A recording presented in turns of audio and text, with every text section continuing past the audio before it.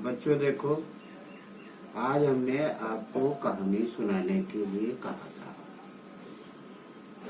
इस Gyandeep ABC channel में आज हम आप लोगों को कहानियां सुनाएंगे। देखो, आज हम आपको पाप और पुण्य की कहानी सुनाएंगे।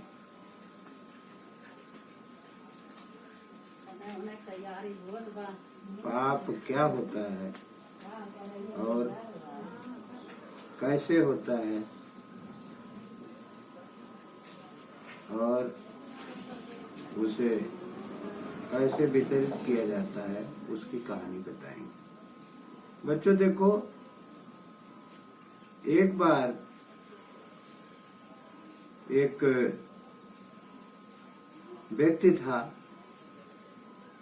वह बहुत ही ज्ञानी था। उसने एक दिन ये सोचा कि हम पाप क्यों करते हैं और क्या करते हैं, वह कहाँ जाता है। तो वह एक ऋषि के पास गया। ऋषि को प्रणाम किया और उसने पूछा कि ऋषिवर, ये जो हम पाप करके गंगा में जाकर के स्नान करते हैं तो हमारा पाप धुल जाता है और गंगा उन पापों को इकट्ठा कर लेती है। तो ऋषि ने कहा कि चलो फिर इसकी जानकारी करते हैं। दोनों आदमी गंगा के पास गए। गंगा जी की अनुनय विनय की। गंगा जी प्रकट हो गई। उन्होंने पूछा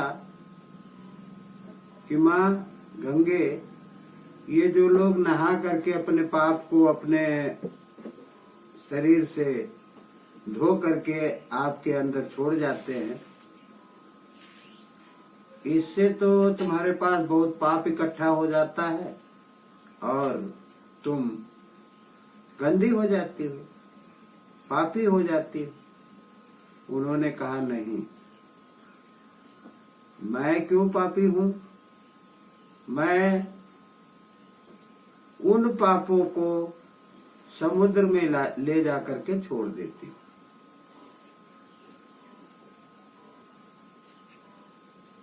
तो उस व्यक्ति ने ऋषिवर से पूछा कि ऋषिवर, समुद्र इसका मतलब पापी है?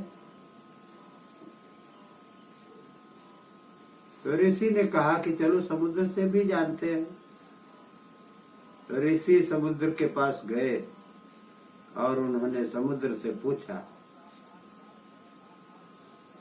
कि हे जलधर महाराज,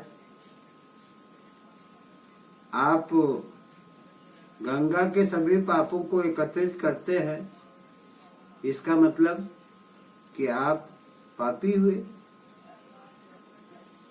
समुद्र ने कहा कि भाई मैं क्यों पापी हूं?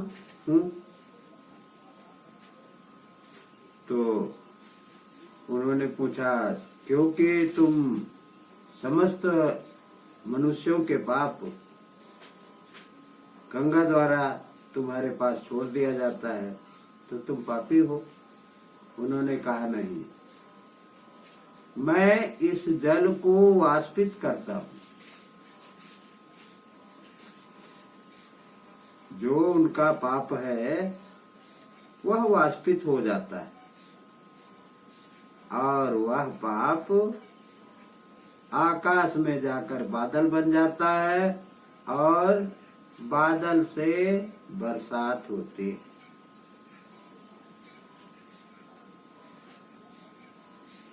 तो कहा, इसका मतलब कि आप भी पापी नहीं हैं? उन्होंने कहा, हाँ। तो उस व्यक्ति ने ऋषिवर से पूछा कि गुरुवर, ये पाप तो सारा पृथ्वी इकट्ठा कर लेती है,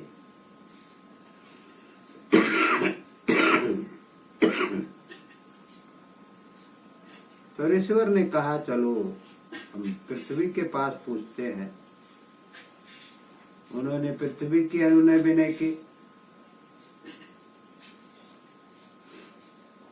तो पृथ्वी माँ प्रकट हुई।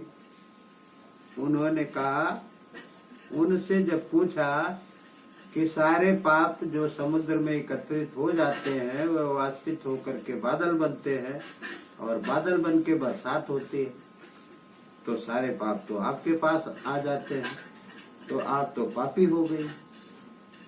उन्होंने कहा कि भाई ऋषिवर, मैं पापी नहीं हूँ और ना ही मैं कोई पाप नहीं करता। तो उन्होंने कहा फिर ये पाप कहा जाता है। तो पृथ्वी माँ ने कहा कि उससे उस जल के, उस पाप के जल के द्वारा फसलों का उत्पादन होता है। मैं खेतों की अनाज को पैदा करती हूँ और वह अनाज सभी लोगों को पुनः खाना पड़ता है, इसलिए पापी तो सभी लोग हैं, हम लोग किसी भी प्रकार से पापी नहीं है। बच्चों, जहाँ से इस ज्ञानदीप चैनल को आप लोग देख रहे हैं, आप लोग इसे लाइक और सब्सक्राइब करो तथा बार बार आप लोग इसे देखो, पढ़ो और सुनो। इससे आप लोगों के ज्ञान में वृद्धि होगी। बच्चों धन्यवाद। बस आज इतना ही। आगे हम कल आपको पुनः मुख्य धारा में मिलेंगे। धन्यवाद।